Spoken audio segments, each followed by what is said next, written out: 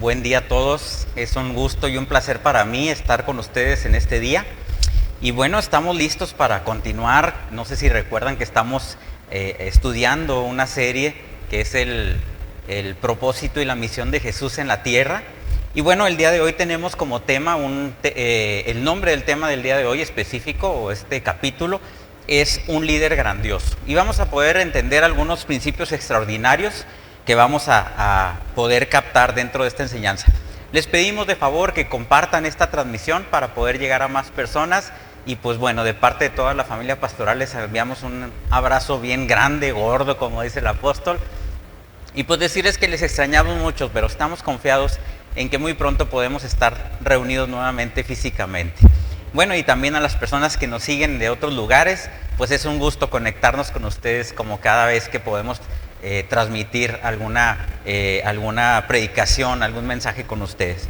Bueno, pues voy a hacer una pequeña oración para iniciar. Señor, te damos gracias por la oportunidad que nos das de conocerte más, de conocer tu propósito eterno. Y te pido, Señor, que sea tu Espíritu Santo quien dirija mis labios, quien dirija mis palabras, para poder ser efectivo en esta asignación de poder entregar este mensaje de una manera clara y eficaz. Te pido, Señor, que te manifiestes en la vida de cada uno de tus hijos de una manera extraordinaria para que la demás gente pueda ver tu manifestación y poder llegar a ti también, Señor. Gracias, Señor, en el nombre de tu Hijo amado Jesucristo. Amén. Bueno, pues ahí hay algunas personas ya conectándose y pues nuevamente les pido que compartamos la transmisión para llegar a más personas. Bueno, pues hoy veremos lo que creo que quizás es el principio de liderazgo más importante para todo el mundo incluso, y es el más transformador y ciertamente el principio más extraordinario, pero también el más inspirador, como les decía ahorita, para todos los líderes, para cada uno de nosotros. Todos en algún momento de nuestras vidas ejercemos cierto tipo de liderazgo y Dios nos da un mensaje extraordinario para poder hacerlo de una manera correcta. En realidad, quienes practican este principio son personas que respetamos y normalmente los líderes que no respetamos, generalmente una de las principales razones es porque no llevan a cabo este principio en su vida o lo ignoran. Puedes ignorar este principio, pero no serás un líder realmente que valga la pena de seguir. Y este principio y este concepto extraordinario explica en gran parte, al menos en gran parte, y analizando un poquito por qué o no puede ser efectivo dentro de tu asignación de liderazgo, por qué un grupo de personas del primer siglo, hablando de los primeros creyentes, seguían a un líder que había sido crucificado, un grupo que no tenía un territorio, no tenían ejército y sin una autoridad aparente, y no solamente sobreviven dentro de su caminar por esta tierra, sino que prosperan en el primer, en el segundo, en el tercer siglo, y finalmente no solamente dentro del tercer siglo, porque es algo que ha trascendido generaciones, lo que finalmente llegó incluso a ser una verdad que fue abrazada incluso por el mismo imperio que quiso de alguna manera destruir y que trató de exterminar este movimiento o estas verdades. Dijimos a través de esta serie, si recuerdan, que Jesús venía a introducir algo totalmente nuevo, era algo que era para el mundo y por el mundo, y ciertamente de todo lo que estaba también desplazando todo lo que había sido establecido hasta ese momento. Fue un cambio totalmente radical de la forma en que operaban los reinos de este mundo, de cómo operaba el sistema religioso de este mundo, de cómo se ejercía la autoridad y el liderazgo incluso hasta ese momento. Sabemos que, como les decía ahorita, incluso en el ámbito religioso, Jesús reemplazó todo lo que estaba establecido hasta ese momento, porque los sistemas religiosos del primer y segundo siglo, e incluso los de este siglo, los actuales, a menudo se basan en estructuras pasadas o que ya no tienen nada que ver con lo que Jesús vino a establecer. Entonces hay una falta de comprensión y ahorita vamos a poder ver algunos elementos, lo hemos estado viendo a lo largo de este estudio, de algunos de los cambios que Jesús vino a hacer. En otras palabras, la mayoría del cristianismo, de las creencias religiosas, han estado mezclando cosas que no tendrían que mezclar y por lo tanto están fuera del diseño real de lo que Jesús, o por medio de Dios obviamente, venía a establecer. El sistema de valores y el movimiento que Jesús vino a comenzar y lanzar, este nuevo movimiento que comenzó, en realidad sería totalmente al revés. No sé si recuerdan que había un capítulo que vimos, el mundo al revés, o el reino al revés, pues venía a ser totalmente contrario a lo que había sido establecido hasta ese momento. De regreso a nuestra historia, lo que más interrumpió, y supongo que el milagro que causa la mayor controversia y causó una ruptura, algo fundamental, algo que marcó el ministerio de Jesús, fue cuando Jesús resucitó a su amigo Lázaro. La mayoría conocemos esta historia, es una historia muy famosa. Si creciste dentro de alguna congregación o simplemente pudiste asistir a algún tipo de enseñanza bíblica, era muy común que se nos enseñara acerca de este milagro de Jesús sobre Lázaro. Yo creo que la mayoría han oído hablar de él, la mayoría incluso en el mundo se utiliza a referir algo sobre Lázaro para referirnos a algo que se tiene que levantar o algo que tiene que ser resucitado. Y fue una muerte sumamente dolorosa para su familia, según lo que nos dice la Escritura, incluso para Jesús mismo fue dolorosa. La Escritura nos dice que lloró, porque Lázaro era un amigo muy cercano, por lo que podemos entender de la Escritura, a Jesús. Lázaro era un hombre muy conocido, no solamente en la ciudad o el pueblo de Betania, sino que también fuera de Betania, y esto de alguna manera dimensionó mucho el milagro de lo que había sucedido. Y si por alguna razón no era tan conocido, pues créanme que a través del milagro que Jesús realizó, pues yo creo que rompió, si hubiera habido redes sociales en aquel entonces, hubiera roto con los likes y la gente que lo estaría siguiendo, ¿no?, en sus páginas personales o lo que él pudiera hacer. Entonces, sabemos que era un hombre muy conocido fuera de Betania. Este milagro causó un gran revuelo. Había sido ya sepultado, nos dice la Escritura que él ya había sido sepultado. Recordemos que en aquel entonces se usaba que eran cubiertos en telas, había un sudario sobre su rostro y había sido depositado obviamente en un sepulcro. Cuando se estaban todavía en el proceso del funeral, Jesús finalmente apareció. De hecho, es una de las narraciones más asombrosas en todo el Nuevo Testamento que deberían de leer. Y algo que es impresionante es que cuando a Jesús le avisan que Lázaro, su amigo, estaba enfermo, los discípulos seguramente se levantaron inmediatamente sabiendo que era amigo de Jesús y probablemente estaban más que listos para conducirse hacia la ciudad o el poblado de Betania. Seguramente creían que Jesús iría a curar a su amigo, pero les dice: no vamos. Y yo creo que en ese momento ha de haber sido algo que ha de haber retumbado en los oídos de sus discípulos, han de haber dicho: ¿cómo? Así dice mi mamá en algunas ocasiones, ¿no? ¿Cómo? Pero si es tu amigo, ¿cómo es posible que no quieras que vayamos hacia allá? Cuando Jesús aparece al final del funeral o dentro del proceso del funeral de Lázaro, dice la Escritura que tenía ya 4 días de muerto y llega y lo resucita. Betania indudablemente se convirtió en una ciudad turística. No puedo entrar a tantos detalles, solamente les puedo decir que Jesús estaba tan inmerso en cumplir su propósito que aún la enfermedad de su propio amigo no podía estorbar para que él continuara haciendo lo que estaba haciendo. Aparte, y lo vamos a ver más adelante, las cosas que Dios hacía por medio de Jesús, había una intencionalidad en las cosas. Y el mismo Jesús les declara que él estaba durmiendo, aunque después les tiene que explicar a sus discípulos que en realidad estaba muerto, pero que Dios se iba a glorificar por medio de lo que iba a suceder en ese momento. La gente fue a Betania para tratar de ubicar a Lázaro, porque esta historia se extendió por todas partes, iban y lo buscaban. Yo creo que, les digo, se ha de haber convertido en un lugar turístico, un lugar donde la gente lo buscaba para que les platicara qué era lo que había pasado. Algunos de los que difundieron la noticia fueron los fariseos, que no necesariamente eran tan amigos de Jesús o que muy probablemente no tenían las mejores intenciones, perdón, ahí toqué mi micrófono, no tenían a lo mejor las mejores intenciones en cuanto a contar lo que estaba sucediendo.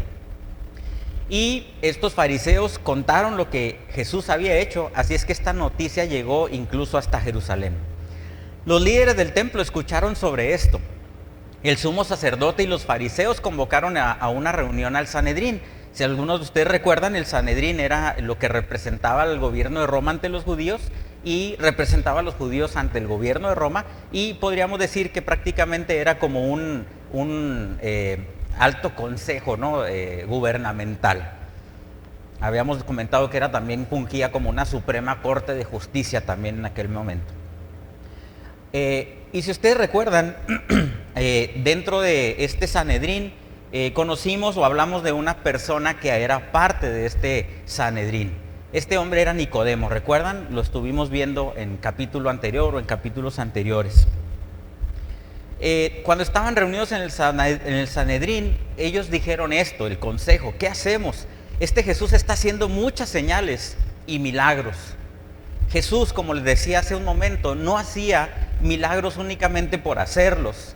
Obviamente había una intención y un amor y estaba involucrado el corazón del Padre, pero no solamente hacía los milagros porque sí, sino estaba enviando señales y las hacía con un propósito fijo o un propósito con una intención. Pudieron entender que Jesús estaba haciendo algo completamente nuevo. Es algo que hemos estado diciendo a través de estos capítulos, y esto fue lo que dijeron: si lo dejamos seguir así, y voy a estar mencionando algunos pasajes, obviamente todos estos pasajes que estoy comentando con ustedes son pasajes que están en los evangelios,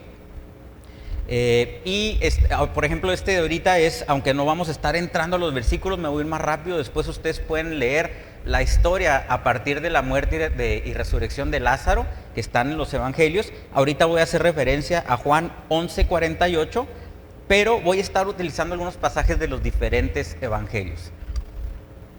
Entonces ellos dijeron esto: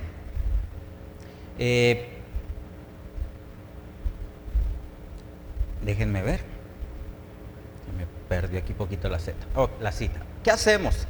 Este Jesús está haciendo muchas señales y milagros, y como les digo, no los hacía nada más porque sí. Pudieron entender, como les decía, que Él estaba haciendo algo nuevo, y todos pero ellos empezaron a decir: si lo dejamos seguir así, todos creerán en Él.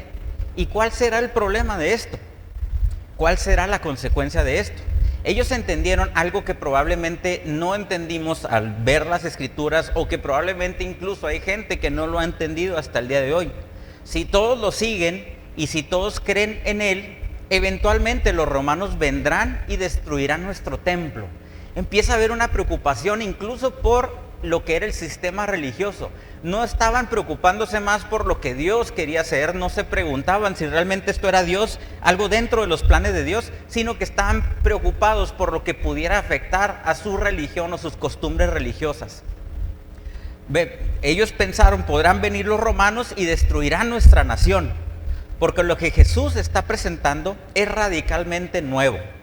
Todos siguen a Jesús, ya nadie nos necesitará. ¿Se imaginan la problemática? La preocupación que ellos estaban teniendo. Y esto es algo que está en Juan 11:48, se lo repito para que no crean que lo estoy sacando de mi mente. Ya nadie nos necesitará y destruirá nuestra nación, porque lo que Jesús está presentando es radicalmente nuevo, y ni siquiera necesitarán del templo. ¿Se fijan la preocupación que ellos tenían? Ellos entendieron lo que el cristianismo ha perdido de vista durante mucho tiempo, que Jesús vino a reemplazar todo lo que estaba establecido, incluso la forma en la que Dios se había comunicado con el hombre y la forma en la que Dios se relacionaba con el hombre hasta ese momento. Estaba a punto de ser establecido un nuevo pacto, que es algo que podremos ver más adelante. Y al final, eso es exactamente lo que hizo.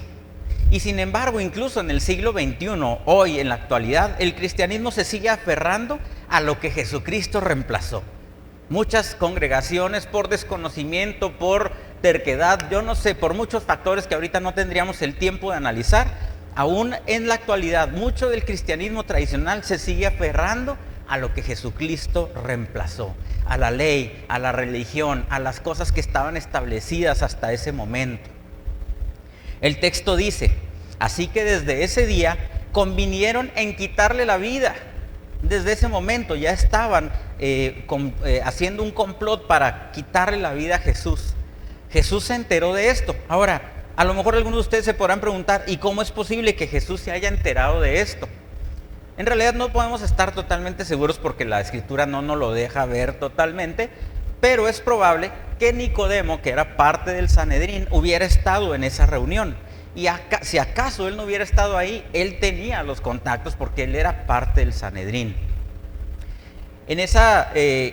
A partir de esa reunión, Jesús ya no se movía públicamente, decidió esperar un momento entre la gente de Judea. Judea es la región donde está el templo, o donde estaba el templo en ese momento. Es la región donde vivían la mayoría de estos grandes líderes de ese momento religiosos. Habría sido fácil para Jesús haberse trasladado hacia el norte, a Galilea, por ejemplo, pero se quedó en la región de Judea. Obviamente él tuvo que empezar a ser mucho más cuidadoso de no ser visto, de sus enseñanzas y de sus milagros. La razón por la que se quedó Jesús en Judea fue porque la Pascua estaba ya en puerta y Jesús quería celebrar la Pascua en la ciudad de Jerusalén, y todo esto tenía un propósito, y más adelante vamos a poder ir viendo cada uno de estos detalles. Tenía que tener cuidado porque podía ser arrestado antes de la Pascua, y era necesario que Jesús pudiera llegar hasta la Pascua para que se diera cumplimiento de muchas de las cosas que tenían que suceder. Y Juan, el escritor del Evangelio, dice que los líderes religiosos pusieron espías por toda la ciudad de Jerusalén, en todas las puertas, en todos los lugares donde las personas se reunían entre sí. Y en toda la región, como lo comento, había espías buscando a Jesús. Recuerden que ya estaba determinado el plan de buscarlo para matarlo. Entonces ellos estaban esperando únicamente la oportunidad para poder arrestarlo, alejarlo de la multitud. Así es que unos días antes de la Pascua, Jesús todavía está tratando de ser precavido y no acercarse mucho a la ciudad. Permanecer lo suficientemente lejos para no causar ningún problema, pero estar cerca de la ciudad para poder entrar y celebrar la Pascua. 6 días antes de la Pascua, Jesús regresa a Betania nuevamente, donde Lázaro resucitó de entre los muertos. Y el texto dice esto: una gran multitud de judíos descubrió que Jesús estaba ahí en Betania y vinieron a Betania, pero no solo por Jesús, sino también para ver a Lázaro, que era un milagro de muerte a vida. Todo esto lo pueden ver en los evangelios. A veces parafraseamos un poquito o lo explicamos de alguna manera para tener una mayor comprensión, pero todo esto está escrito en los evangelios y ustedes lo pueden comprobar. Estos perseguidores estaban desesperados, por lo que el sumo sacerdote hizo planes para matar a Lázaro también. ¿Se fijan? No había la intención únicamente de matar a Jesús, ahora estaba incluido dentro de sus planes el matar a Lázaro también. ¿Y por qué era que había ahora una intención de matar también a Lázaro? Bueno, la respuesta es más que obvia, porque él era evidencia de que algo nuevo estaba sucediendo. Era evidencia de que todo lo que Jesús estaba estableciendo era real. Era la evidencia de que Jesús estaba a punto incluso de acabar con el sistema religioso. Por Lázaro, muchos de los judíos estaban siguiendo a Jesús y creían en él. Este es un punto muy importante dentro de esta historia. No se lo pierdan, no pierdan de vista este momento, porque probablemente hay algunos de ustedes que han abandonado su fe, han decaído, han dejado de creer en cierta manera, se han enfriado, pero algunos incluso han abandonado la fe porque recibieron un concepto de que había que creer nada más por creer, que era únicamente lo que tenías que hacer, creer sin cuestionar, sin ver ninguna evidencia, sin nada. Pero realmente en aquel entonces no eran las cosas de esa manera. A lo mejor algunos de ustedes han analizado en su mente, han revisado la ciencia, han revisado lo que es la justicia y solo se dan cuenta que había que creer y creer y creer. Pero en el cristianismo del primer siglo, que era la versión original de cómo estaban sucediendo las cosas, no se trataba solamente de creer porque sí, sino por la razón. Y ahorita vamos a entender esto. La gente comenzó a seguir a Jesús, lo seguían por algo que habían visto o habían escuchado. No te conviertes en cristiano solamente por la fe, porque obviamente la Escritura nos dice que por fe obtenemos nuestra salvación, por creer. Pero esto va más allá de todo esto. De hecho, la Escritura dice que el Espíritu Santo es quien nos convence del pecado, de justicia y de juicio. Entonces hay una obra específica del Espíritu Santo también sobre las personas. Lo seguían por algo que habían visto.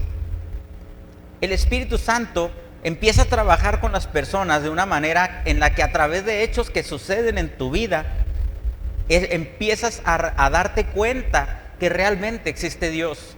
Empiezas a percibir que realmente hay algo.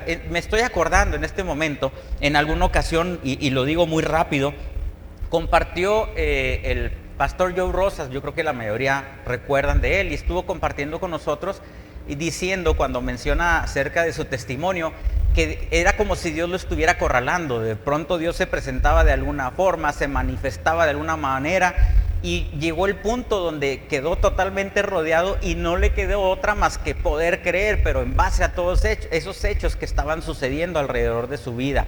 Muchas veces no nos damos cuenta, pero el Espíritu Santo empieza a trabajar de una manera tan extraordinaria en nuestras vidas que llega un momento donde nos va acercando hasta que no tenemos otra opción de reconocer que Jesucristo es el Señor y saber que Él verdaderamente existe, es real, y que todo lo que establece la Escritura ha sido algo que sucedió verdaderamente y sigue sucediendo hasta el día de hoy. Si dejaste tu fe porque pensabas que solamente era creer, lamento que te haya sido innecesariamente. Esa nunca fue la idea o la intención original de Dios. Dios realmente quiere mostrarse en tu vida y manifestarse incluso a través de tu vida. En Juan 12:12 dice: al día siguiente muchos de los que habían ido a la fiesta se enteraron de que Jesús se dirigía a Jerusalén. El punto de todo esto es que todo el mundo está hablando de Jesús en ese momento. Jesús era sumamente famoso y conocido ya para ese tiempo. La gente de la ciudad salía, dice la Escritura, a su encuentro. Hay tanta emoción en la gente que todo empieza a ir en aumento. Los fariseos y los grupos que intentaban arrestarlo dijeron: miren, esto no nos lleva a ninguna parte. Miren cómo todos se van tras de él. No tenían idea de que más de 2000 años más tarde, millones en el mundo siguen tomando la decisión de creer en Jesucristo, y no solamente de creer, sino de vivirlo, porque se convierte en nuestra vida. Los espías están en Jerusalén, tienen seguidores esperándolo fuera de la ciudad, gente esperándolo dentro de la ciudad. La Pascua cada vez estaba más cerca. Un par de días después finalmente deciden ir a la ciudad de Jerusalén y la tensión es alta, el drama es alto. Pilato tiene fuerzas militares adicionales en la ciudad y alrededor de la ciudad, porque la Pascua siempre fue un momento para que los alborotadores crearan problemas, como un grupo que a lo mejor ustedes han oído hablar de ellos, que eran los celotes, que era un grupo de revolucionarios que querían la libertad para el pueblo judío. En muchas ocasiones se proclamaban como libertadores de los judíos y hacían revueltas y manifestaciones en contra del Imperio Romano. Hay tanta tensión en Jerusalén, era una gran ciudad según los estándares antiguos, y la gente estaba llegando a la ciudad desde todas partes. Miles y miles de peregrinos de toda esa región estaba llegando, y Jesús y sus discípulos se unen a la multitud. Están en el camino, se dirigen a Jerusalén, y ahí es donde tiene lugar lo que hoy vamos a resaltar de este mensaje. El texto dice que iban camino a Jerusalén y la gente iba en busca de él. Jesús quiere tener una conversación final con los muchachos antes de llegar a Jerusalén y les dijo: el Hijo del Hombre, hablando de sí mismo, será entregado a los principales sacerdotes y a los maestros de la ley. Están a punto de llegar a mí y me condenarán. Hasta la muerte me lanzarán a los gentiles, es decir, a los romanos. Los gentiles se burlarán de mí y me escupirán. Estaba hablando hacia el Hijo del Hombre, pero obviamente estaba haciendo referencia a él. Lo azotarán y lo matarán. 3 días después se levantará. Y ellos se sientan ahí pensando sobre este hecho inimaginable del cual el Señor les estaba hablando. Estaban en su mejor momento, tenían toda la actitud, tenían la multitud con ellos, había otra multitud esperándolos. La noticia ha llegado a Jerusalén de que estás en camino. ¿De qué estás hablando? Toda la gente te apoya, toda la gente quiere estar contigo, toda la gente quiere conocerte, quieren saber más de ti. No puede ser de que algo malo te vaya a suceder, creo yo que pensaban sus discípulos. Además, y se miran yo creo que entre sí, este hombre acaba de resucitar no solamente un hombre muerto, un hombre que estaba sepultado incluso. No sé, Jesús, realmente, no sabemos de qué estás hablando, pero está bien, está por suceder algo grandioso.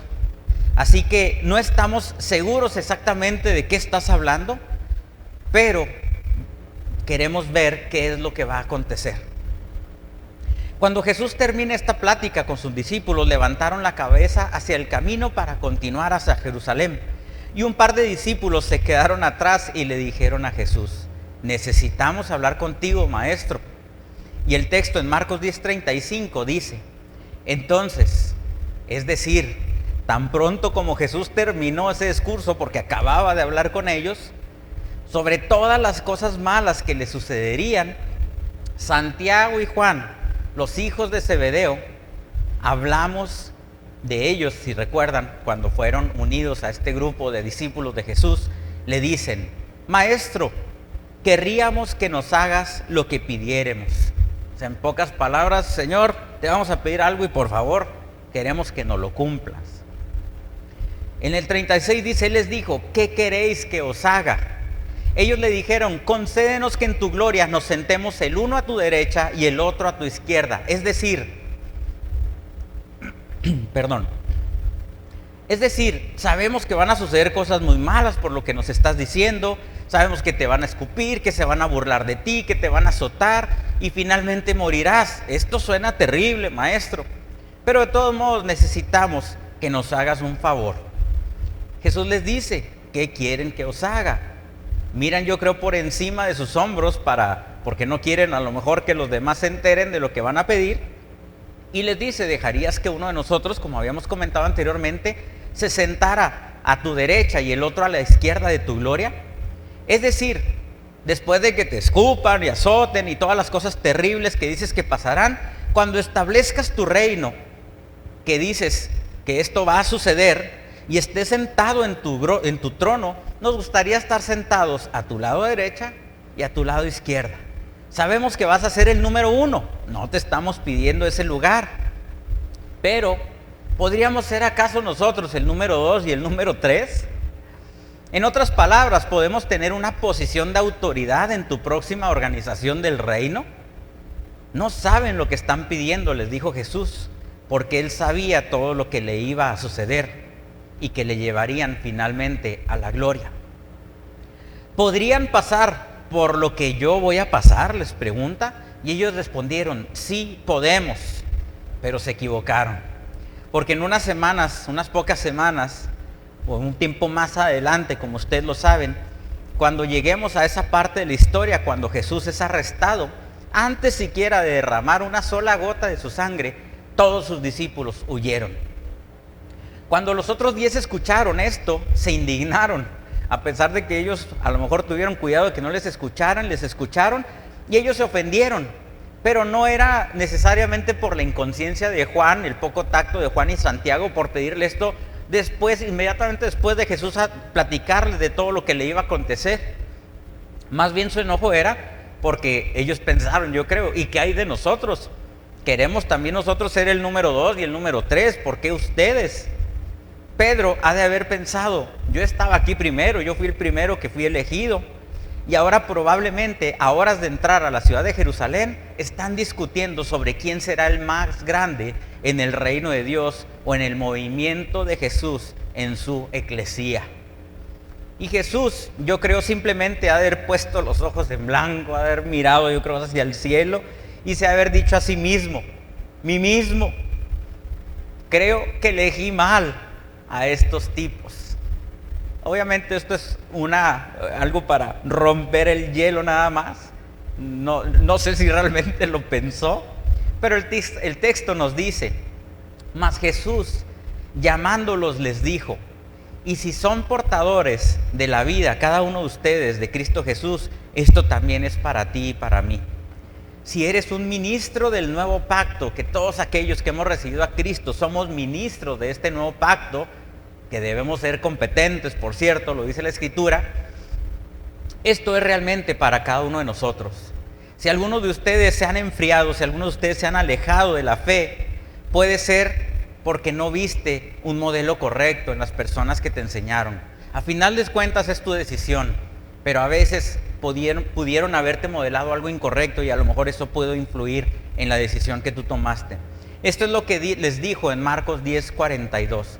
Así que Jesús los llamó y les dijo, como ustedes saben, los que se consideran jefes de las naciones oprimen a los súbditos y los altos oficiales abusan de su autoridad.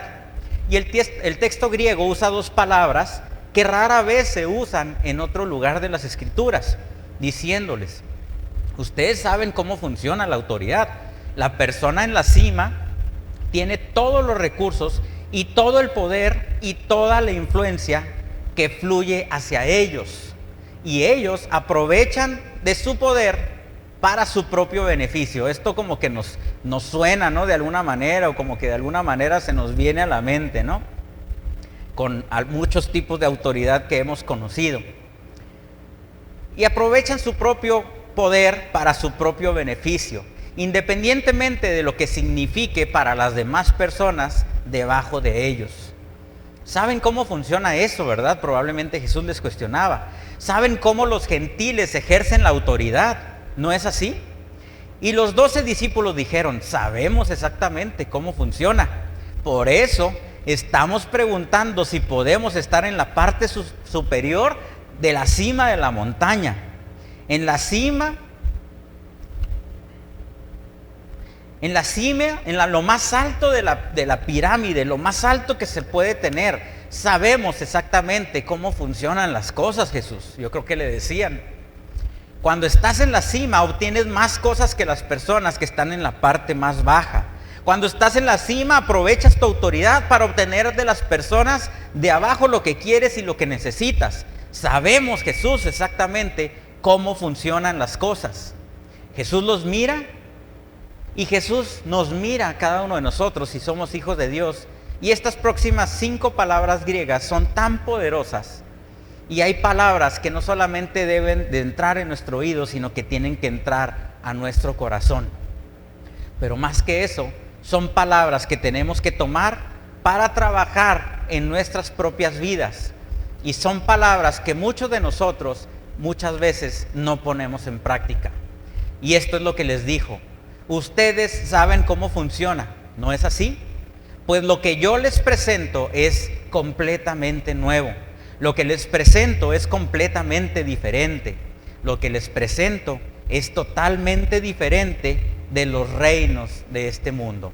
Le voy a pedir a Bulmaro, si me hace favor de bajar un poquitito mi volumen aquí en el auditorio, porque está retumbando ahí un poquito el micro.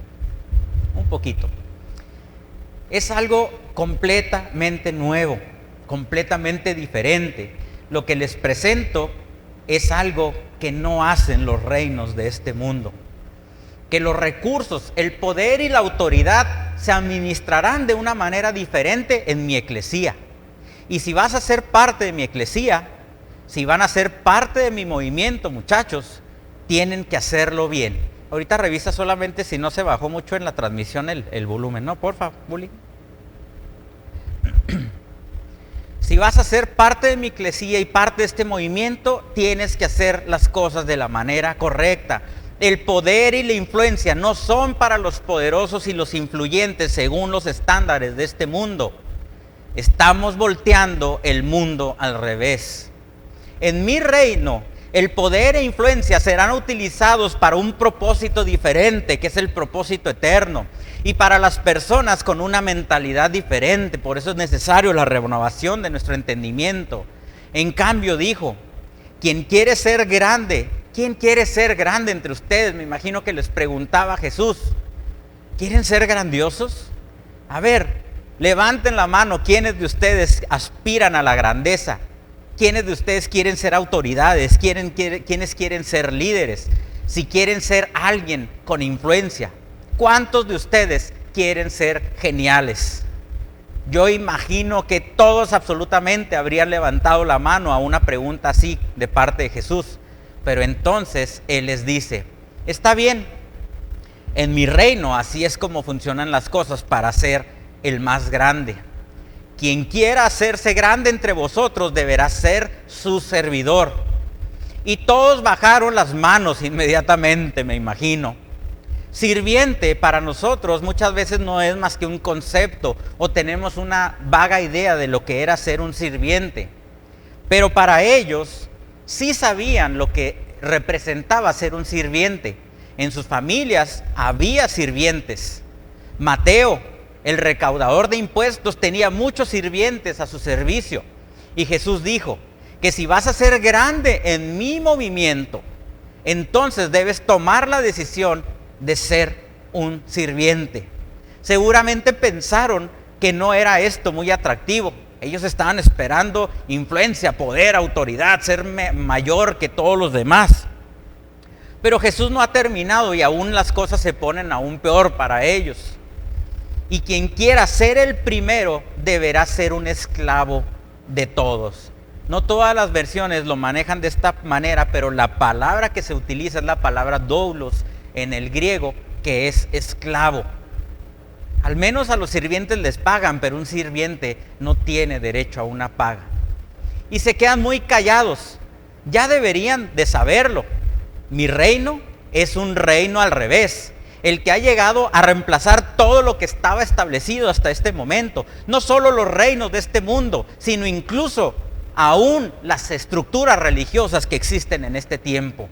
Y antes de que puedan irse, antes de que puedan hacer preguntas difíciles, Jesús dijo que incluso para el Hijo del Hombre, hablando de sí mismo, incluso el Hijo del Hombre no vino para ser servido, sino para servir y dar su vida en rescate por muchos.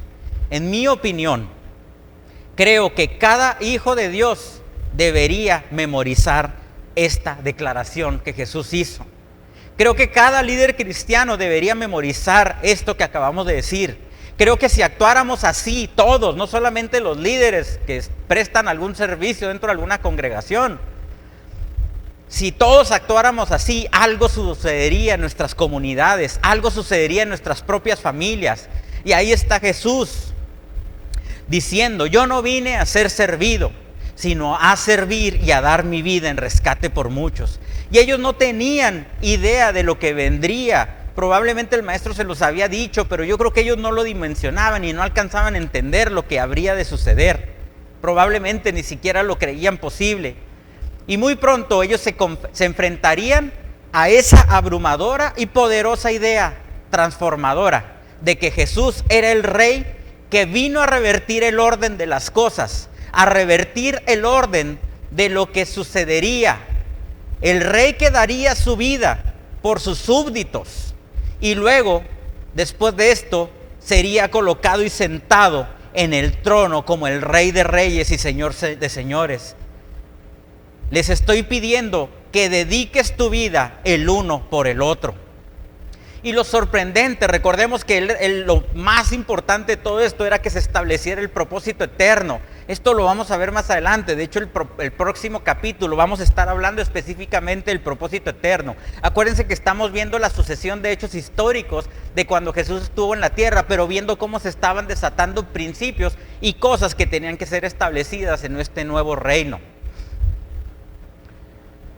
Y lo sorprendente, como les decía, de todo esto es que estos tipos no lo entendían totalmente, hasta que no fue la muerte y resurrección de Cristo, hasta que no fueron sucediendo otras cosas, pudieron entender muchos de los principios y de las cosas que Jesús les estaba estableciendo.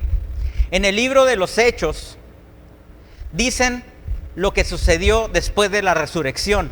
Había un problema en esa naciente eclesía, y me estoy saltando un poquito, yendo ya después de la resurrección de Cristo. Ahorita volvemos a donde íbamos en la historia. Los apóstoles pasaban tanto tiempo sirviendo y encargándose de los recién convertidos, que tuvieron que nombrar personas que se hicieran cargo para ellos poder enseñar lo que tenían que compartir de todo lo que Jesús les había enseñado. Todos tenemos la función de servir, y dentro de cualquier tiempo de asignación podemos servir de diferentes formas en diferentes lugares. Todos tenemos asignaciones, pero todos tenemos funciones diferentes, pero a final de cuentas siempre debe estar presente el servicio a los demás, porque recuerden que el propósito eterno es el deseo amoroso del Padre de darse a conocer a todos a través de su Hijo Jesucristo, que ha sido impartido en nosotros, que somos su iglesia. Tuvieron que nombrar personas que pudieran atender a estos primeros convertidos, porque estaba la enseñanza de Jesús de que tenían que ocuparse los unos de los otros. Eran los únicos que sabían lo que Jesús había enseñado, y era importante que se dedicaran a enseñar estos apóstoles a establecer y dar a conocer esta verdad presente. Tuvieron que buscar personas para ayudarlos con las personas necesitadas, pero no creo que hayan entendido lo que Jesús les estaba diciendo en ese momento, antes de la cruz. Cuando finalmente llegan a Jerusalén, es cuando podrán empezar a entender algunas de las cosas de las cuales Jesús estaba hablando, y cuando estén teniendo la cena de la Pascua juntos. Llegan a través de un desfile de personas que gritan: Hosana, Hosana, Hosana. Están cerca de Jesús, y la gente esencialmente proclama a Jesús Mesías en Jerusalén en la Pascua. No es exagerar mencionar la gran emoción que estaba viviendo la gente en ese momento, y la controversia que todo esto estaba causando dentro de la ciudad de Jerusalén. No era por nada que los líderes religiosos estaban temerosos de este hombre tan extraordinario que era Jesús. Literalmente eran famosos, son buscados, y ahora están juntos celebrando la Pascua. Seguramente podrían imaginar el día con Jesús proclamándose rey. Yo creo que eso era el pensamiento de la gente. Ellos estaban esperando un libertador, y están en la cena de la Pascua, y Jesús dice cosas extrañas, y Judas, curiosamente, sale de noche dejando la cena, cosas que nadie realmente entendía que era lo que estaba sucediendo. Pero antes de que abandonara la cena Judas, de repente Jesús se pone de pie, estando ellos congregados en ese lugar, y se quitó el manto con el cual estaba vestido, y se ató una toalla alrededor de su cintura. Esto también viene en la Escritura. Normalmente los sirvientes eran los encargados de lavar los pies. En raras ocasiones se lavaban los pies a otras personas que tenían un mismo estatus, y generalmente esto era por amor o por respeto hacia la otra persona. No era normal que alguien de mayor posición lavara los pies a alguien que tuviera una menor posición. Pedro dijo: a mí no, maestro, a mí no me vas a lavar los pies. Pero Jesús le dijo que si no lo hacía él, Pedro, no podría tener parte con él. Entonces Pedro, sabiendo cómo era de efusivo, ¿verdad?, de aventado, en ese momento le dice: entonces no nada más me laves los pies, lávame también las manos y la cabeza, porque él quería ser parte de Cristo, de este movimiento. Todo lo que escucharon era el goteo del agua en ese recipiente cuando Jesús estaba lavando sus pies. Jesús, pie por pie, dedo por dedo, tobillo por tobillo, lavando los pies de sus discípulos. Estaban completamente humillados, ellos sabían perfectamente lo que las manos de Jesús podían hacer, las grandes capacidades que ellas tenían por Cristo mismo, por Dios mismo, y cómo era posible que el Hijo del Hombre, el Hijo de Dios, en ese momento estuviera tomándose el tiempo de lavar sus pies. Sabían de qué eran capaces esas manos. Habían visto a Jesús hacer cosas con ellas extraordinarias. Sus manos, nadie creería, pero Jesús estaba ahí lavando los pies de sus discípulos. y aprovechó esta oportunidad para ilustrar la conversación en el camino. Cuando terminó de hablar con ellos y cuando terminó de lavar los pies, se puso nuevamente su manto, se limpió las manos y volvió a la mesa. Creo probablemente que todos estaban callados, a lo mejor nadie decía ninguna palabra, pero esto es lo que él les dijo: ustedes me llaman maestro y señor y dicen bien, porque sí lo soy. Pues sí, yo, el Señor y el Maestro, les he lavado los pies. Y aquí encontramos este principio maravilloso de cómo es el liderazgo y las cosas en el reino de Dios. También ustedes deben lavarse los pies los unos a los otros. Y quiero que entendamos no la expresión literal de lo que está diciendo aquí, sino el significado y el principio de lo que Jesús estaba estableciendo en ese momento. Les he puesto el ejemplo para que se hagan lo mismo que yo he hecho con ustedes, pero hablando de la actitud y de la función que debemos de tener cada uno de nosotros en nuestras vidas. Ciertamente les aseguro que ningún siervo es más que su amo, y ustedes, por cierto, son los sirvientes, y me acabo de declarar amo. Y todos ustedes saben que soy el maestro, y ustedes no son mejores que yo. ¿Acaso ustedes se sienten mejores que yo? Me imagino que ellos inmediatamente responderían que no. Bueno, si ninguno de ustedes es mejor que yo, nunca uses quién eres o tu posición como una excusa para no servir a las personas que te rodean. Líder, padre, maestro, dueño de una empresa, jamás utilices tu posición para alardear de tu tamaño, para alardear de lo que eres. Dios te ha dado capacidades, dones y talentos, pero para que puedas expresar el reino de Dios, para que puedas expresar la naturaleza de Dios mismo a través de tu vida, a través de todo lo que haces, a través de que tu vida sea la verdadera influencia para que otros puedan creer en Jesucristo, para que otros puedan ver a Jesucristo actuando a través de ti, para que a pesar de ser un líder puedas expresar de una manera simbólica el cómo puedes lavar los pies de las demás personas, mostrando que alguien grande es grande cuando verdaderamente es humilde.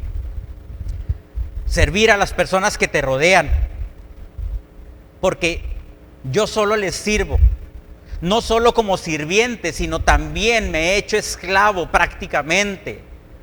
Y el mensajero nunca es más grande que el que lo envía. Ahora que sabes estas cosas, lo harás y serás bendecido si lo haces. Nosotros sabemos que hemos sido bendecidos con toda bendición espiritual. Es muy probable que también Jesús estaba hablando de una forma profética, como tipo y figura, de que después serían bendecidos con toda bendición espiritual. Pero también podemos saber que si nosotros actuamos dentro de los principios de Dios, la bendición, que ya es un acto legal en nuestras vidas, se manifiesta en nuestras vidas. Cuando empiezas a pensar que eres alguien sumamente importante, simplemente vas a buscar más pies para lavar.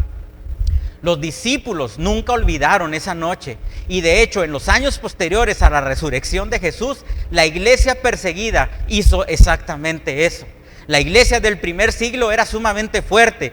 Los cristianos se negaron a abandonar a los enfermos. Los cristianos no tenían miedo incluso a la muerte. Mostraban su compasión y su generosidad, su disposición a dar y distribuir, o básicamente reconocer y dignificar la calidad de la gente. Y eventualmente esto se volvió contagioso y como una enfermedad que se propagaba de una manera increíble, viendo cómo el cristianismo se ha propagado por todas las naciones de la tierra. El cristianismo se extendió por todo el imperio e incluso a través de las fronteras hacia las tribus bárbaras. Y contra todo pronóstico, el líder que iba a ser crucificado, que hoy sabemos que fue crucificado, que ese movimiento que no tenía aparentemente un territorio, ni un ejército, ni una autoridad aparentemente, pero ese Cristo resucitado y con toda la gloria y toda autoridad espiritual finalmente fue abrazado por el imperio. Y si eres un hijo de Dios, esa es tu historia. Esa es tu gente. Si funcionó una vez, claro que sigue funcionando hasta el día de hoy. Y si lo hacemos, ¿por qué lo hacemos? Porque está en tu naturaleza. Seamos honestos, cuando ves estas características en una persona que es un líder, pero que es humilde, que trata bien a las personas, que demuestra que entiende lo que es el liderazgo. Ser líder por imposición o por posición es lo más sencillo que pueda haber, pero ser líder por convicción de que las personas te sientan como un líder es porque realmente ejerces los principios de Dios en tu vida. Cuando tú ves a un líder así, lo admiras. Cuando lo ves, lo buscas. Y si alguna vez tuviste la oportunidad de seguir a alguien que modelaba estos principios, lo respetas. Estamos llamados a eso. Y creo que cuando se trata de ir a trabajar el día de mañana, o creo que cuando se trata de que estés en tu casa, creo que todo se reduce a una simple pregunta: ¿qué deberíamos hacer en cada entorno y en cada relación? Todo esto, yo no sé si te estás dando cuenta, no es únicamente el hecho de realizar una acción, de tener un comportamiento, es verdaderamente expresar la naturaleza de Dios que Él dio a conocer en cierta forma a través del Hijo, y esa naturaleza hoy está en ti. De nosotros depende que esa naturaleza sea expresada a los demás, o que tú decidas seguir mostrando una actitud que no tiene que ver nada con la naturaleza que tienes de ser un hijo de Dios, de que Cristo vive en ti, de que Cristo es manifestado a través de ti, de que Cristo quiere seguir sirviendo aún el día de hoy a las personas, y la única manera en la que lo puede hacer es a través de ti, porque ha sido impartido en ti, y tú eres la expresión de la gloria de Dios, tú eres la expresión de Cristo mismo. Estamos llamados a eso. ¿Qué debemos hacer? ¿Cómo es ser un líder? Pero también te preguntas, o deberías de preguntarte, si eres verdaderamente un líder. En el mundo al revés, Jesús introdujo a este mundo una pregunta que aquellos con más autoridad y más poder y más influencia deberían preguntarse día a día: ¿cómo puedo ayudar? ¿Cómo puedo ser un apoyo para ti? Y como hijos de Dios debemos hacernos esta pregunta, y hacerla con frecuencia, porque a veces pareciera que se nos olvida. Debemos hacernos esta pregunta y hacerlo seguido. Recuérdenlo nuevamente. Dios envió a su Hijo no para que lo sirvan, sino para servir y dar su vida en rescate para muchos, para darnos su naturaleza, ser la expresión de su Hijo, la manifestación de su gloria, el reflejo de su amor, la demostración de justicia y poder. Y te mira a los ojos y me mira a los ojos y dice ahora: Sergio, Raúl, Fernando, Alma, quien quiera que sea y quien sea que tú me estés escuchando, acabas de perder tu excusa. Haz por lo demás lo que yo ya he hecho por ti. Imagina lo que sucedería en tu familia, imagina lo que sucedería en nuestra comunidad, imagina lo que sucedería en nuestra nación si tan solo los cristianos abrazáramos por completo lo que Dios dice que debemos hacer y lo que es la naturaleza de Dios que ha sido impartida en cada uno de nosotros, sus hijos. El Hijo de Dios sacudió al mundo entero y lo quiere seguir haciendo, quiere seguir sacudiendo las estructuras que no son de acuerdo a su naturaleza, que no son de acuerdo a su propósito, que no son de acuerdo a las características de su reino. Y eso, la única manera en la que lo va a hacer es a través de ti y a través de mí. No te desenfoques. Estamos hablando de un hecho específico y de una enseñanza específica que Dios estableció en ese tiempo. Pero sabemos que lo más importante de todo esto era el cumplimiento del propósito eterno, el establecimiento del nuevo pacto. Así es que vamos a seguir avanzando a lo largo de las siguientes clases, analizando históricamente lo que fue sucediendo. No te lo pierdas. En el siguiente capítulo veremos lo que aconteció y cómo se explica esa promesa que fue hecha a Abraham y que fue cumplida a través de Jesucristo, y fue establecido este nuevo pacto que hoy es el que rige nuestras vidas.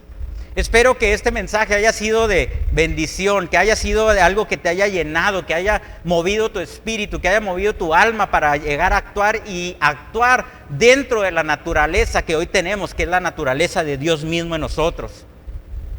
Seguiremos continuando y no te enfoques, esto no es el tema principal de todo, pero son cosas importantes que Dios iba estableciendo para dejar un precedente de lo que era su propósito eterno, de lo que era el establecimiento del nuevo pacto. Muchas gracias por habernos acompañado el día de hoy. Quiero recordarles que tenemos diferentes actividades. tenemos los martes nuestro discipulado 7:15, tenemos el miércoles transmisión en vivo con los pastores de la red a las 12:30 del mediodía, y tenemos también nuestra reunión de jóvenes el miércoles de 12 a 18 años por Zoom. Pueden encontrar información en la página y se publica. Reunión de jóvenes los viernes de 18 años en adelante a las 7:30 también de la tarde por Zoom.